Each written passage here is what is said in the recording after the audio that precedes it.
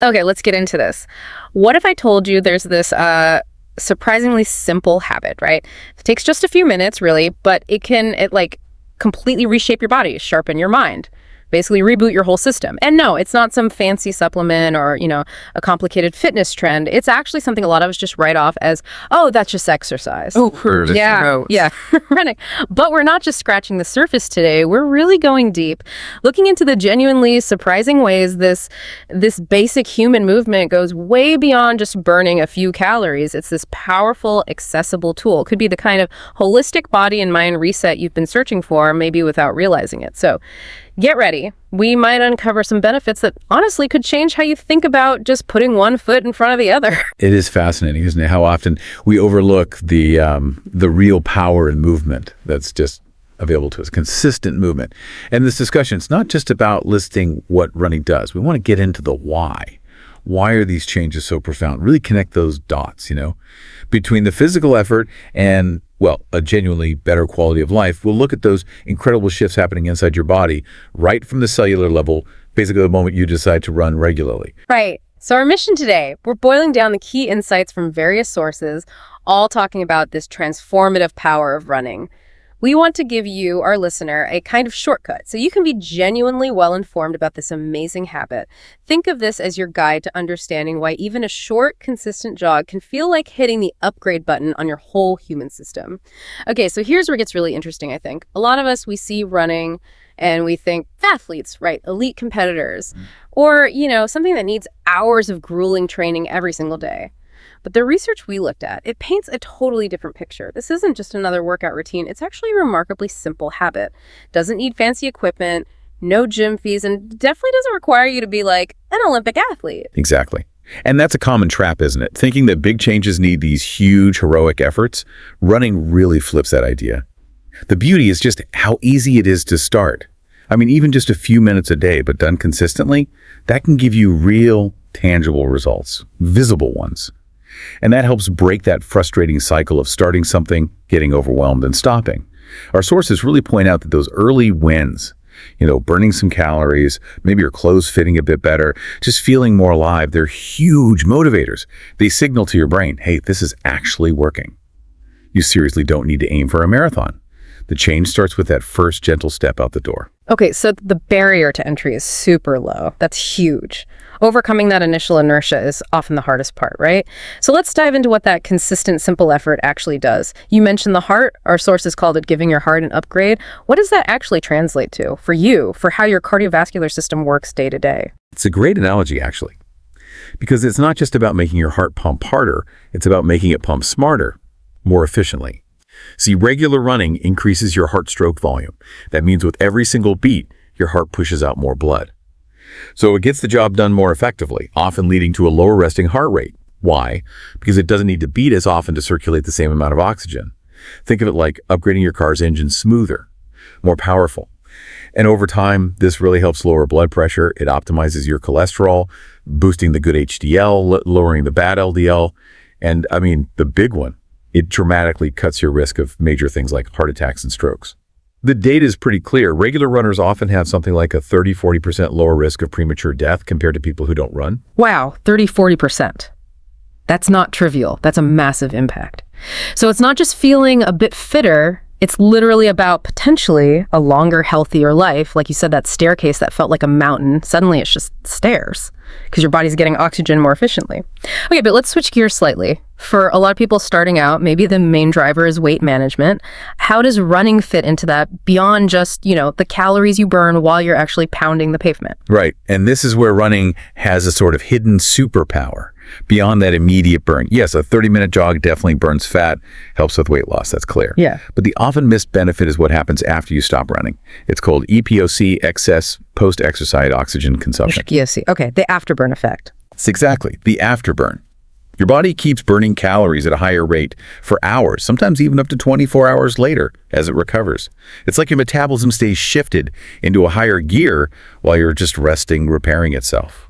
And there's more consistent running helps regulate hunger hormones, things like leptin and ghrelin.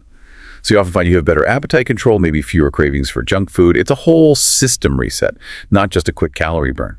Thinking about fitting this in, where do you usually get active? Or if you're thinking of starting, where would you maybe go for that first light jog or brisk walk? A park, a quiet street nearby.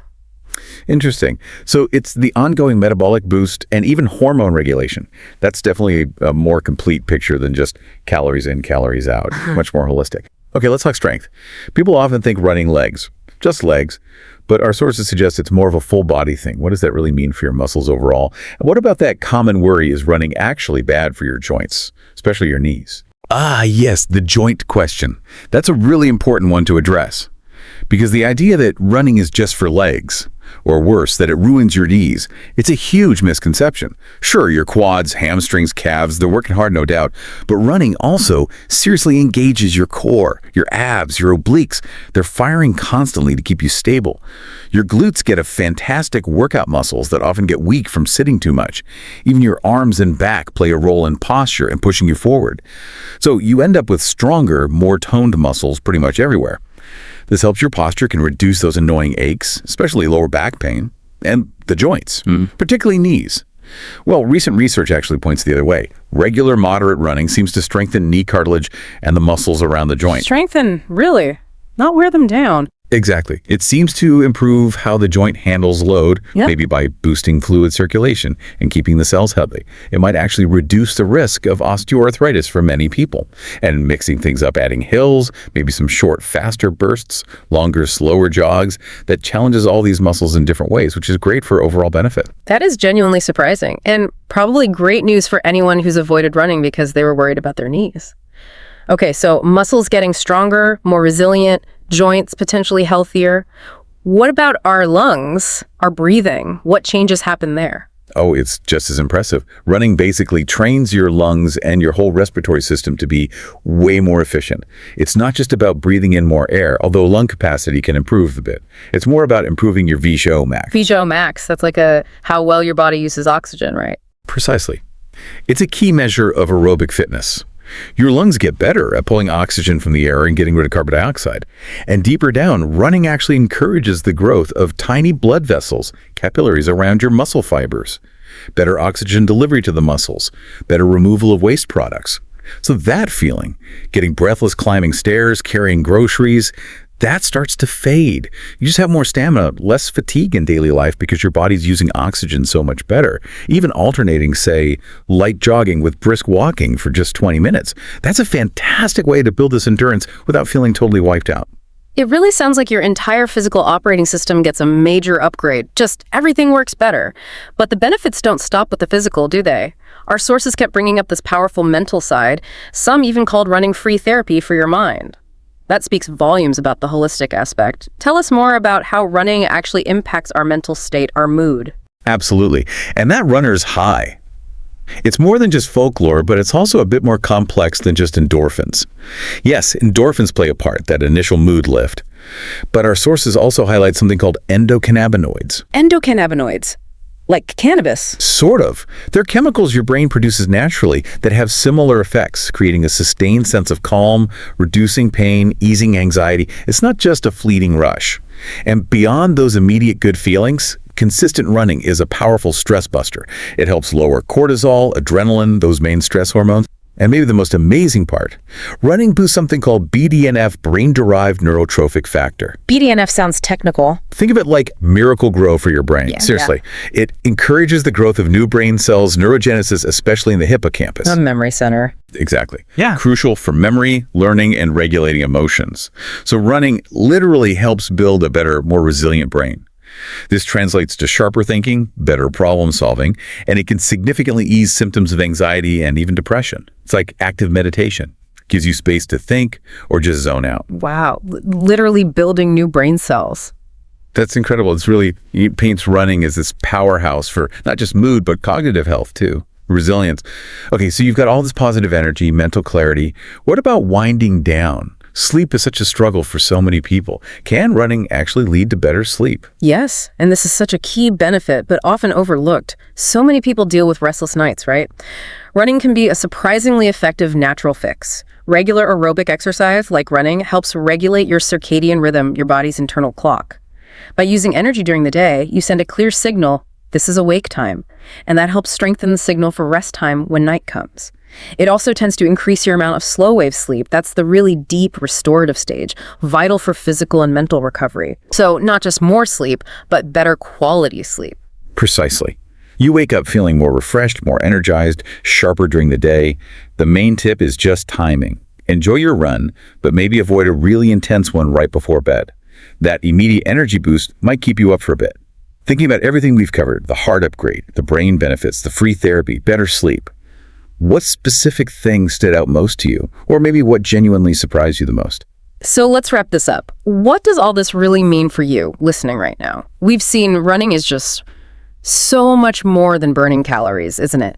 It strengthens your heart, builds strong muscles, makes your lungs more efficient, massively boosts your mood, helps manage weight effectively, sharpens your mind, and even delivers deeper sleep. It really is genuinely a holistic transformer for your whole self.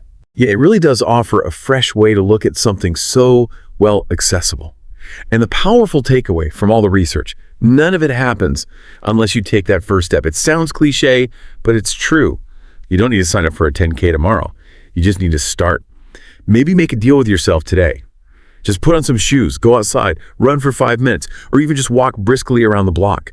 Every single step, no matter how small it feels, is a real investment in your health, your energy, your quality of life down the road. So, knowing all these deep, powerful benefits and knowing you absolutely do not have to be some elite runner to get them, here's something to think about.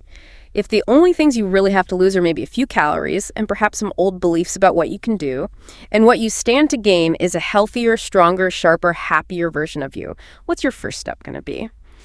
And thinking more broadly, what other simple habits do you think deserve this kind of deep dive? We genuinely love to hear your ideas for future explorations. Thank you so much for joining us on this deep dive into the surprising power of running. If you found this useful, maybe share it with a friend who could use this knowledge. We'll be back soon with another deep dive, digging into the sources to bring you the insights you need to stay well informed.